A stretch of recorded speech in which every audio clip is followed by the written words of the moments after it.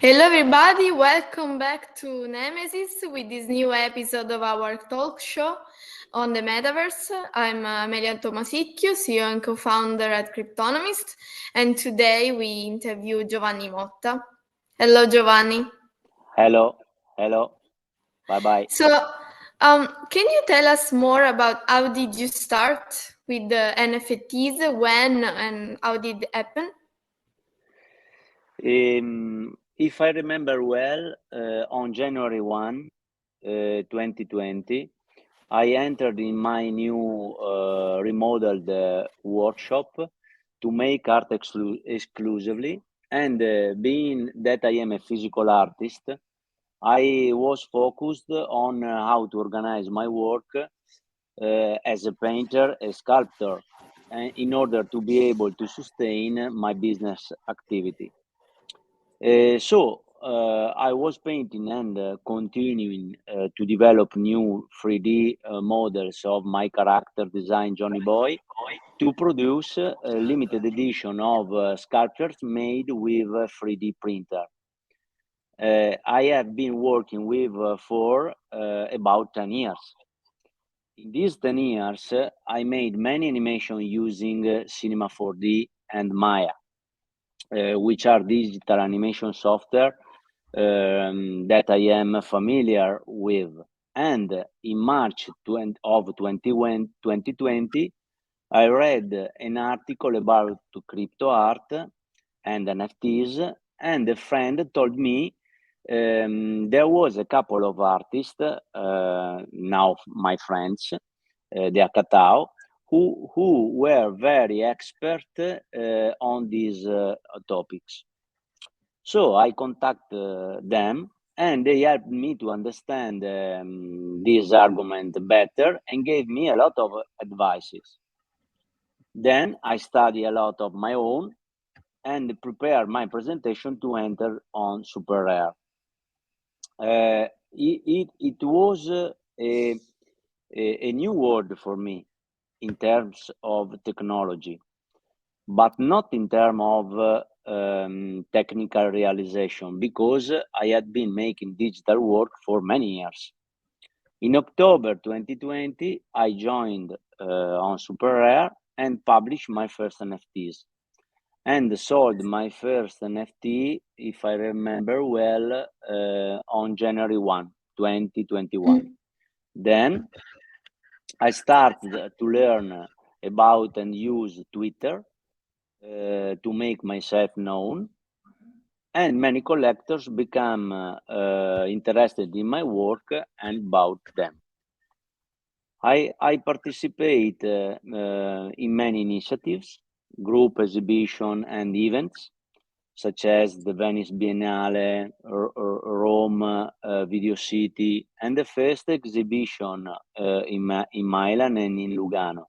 In Milan, I remember d'art in Permanente Museum, and then Art Basel and others.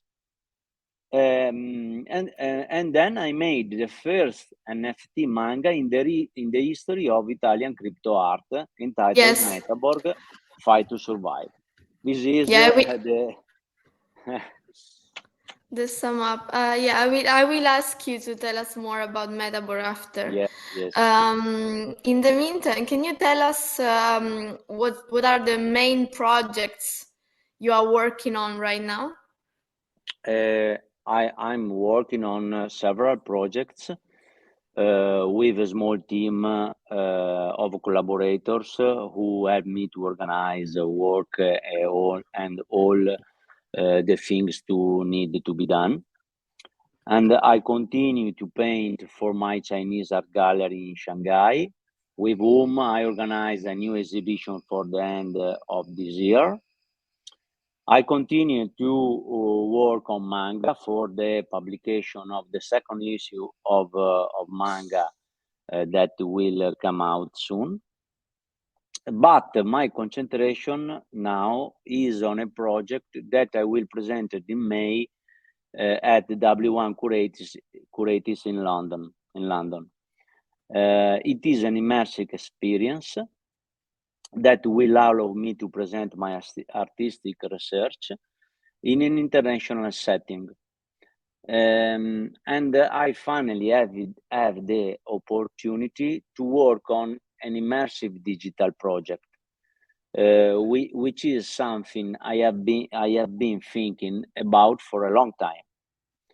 The project will become a format that I can present in order situation by adapting it from time to time, so that my artistic research and my Johnny Boy can be known all over the world. The title of this project is Like Tears in Rain, clearly inspired by Rutger Hauer, Roy Betty's poem in Blade Runner. And this poem is, I have seen things you people wouldn't believe. Attack ships on fire off the shoulder of Orion. I watched sea beams glitter in the dark near the Tannhauser Gate. All those moments will be lost in time, like tears in rain. Time to die. This poem struck me profoundly because, in addition to materializing the concept of humanity in the heart of an android, it clearly expresses my personal view on the theme of the memory, which, with the passage of time, tends to blur and disappear forever. The only thing that remains is emotional memory, the feeling attached to the fact of memory. Human beings are made up of the emotional memories that have accompanied them in their lives. And if they have a chance to recover them, they can learn to be happy. This is the center of my artistic research. With this project, I wish to try to connect the viewer with his own life experience, using Johnny Boy as a reference, as a mirror in which to see himself again. I'm curious to see if I will succeed in my goal, however. For sure. And I know you are also creating Sorry? something. Sorry, I don't understand the question. I know you are also creating something on the metaverse with Nemesis itself. Yes, yes. Can you explain us more? With Nemesis, we began a path that is evolved. The basic idea is simple. Johnny Boy can be used as an avatar, so, to move within this metaverse, where you can have many experience, including playing games, studying, and meeting other people. The moment you choose Johnny Boy as your avatar, you turn into the child you were, and theoretically return to your past. And for as long as you spend within the platform, you become a child again. I think that this is my experience for viewer, for player. I believe that allowing the visitor to be Johnny Boy in an exceptional thing. For this opportunity, the visitor can identify with his child, and this is exactly what I want to happen every time a person confront of my works. Awesome! Can't wait to see this video game on Nemesis. Yes. And so you were talking about this, but now you can finally tell us more about Metaborg, your comic in NFT. Do you want to know Everything about Metaborg? Okay. Metaborg is my dream realized. I am a great lover of Japanese manga and anime, and I have always wanted to make one. The Metaborg is an ambitious, complicated, and long project to realize. 1,000 drawing sketches only for warfare, only for the first issue. I have involved many key players from the international crypto art world who have become warriors in this dystopian story. The Metaborg tells the story of a collapsing human race where all adult humans have died, and only male children and a girl child, a warrior goddess whose name is the unknown, have survived. These children gather in bands, elect their leader, and in addition to getting food and shelter, train and fight each other to determine who is the strongest. All the children have one desire: to succeed in the most important fight and tournament in the world, the Metaborg. 32 warriors have qualified for this incredible competition.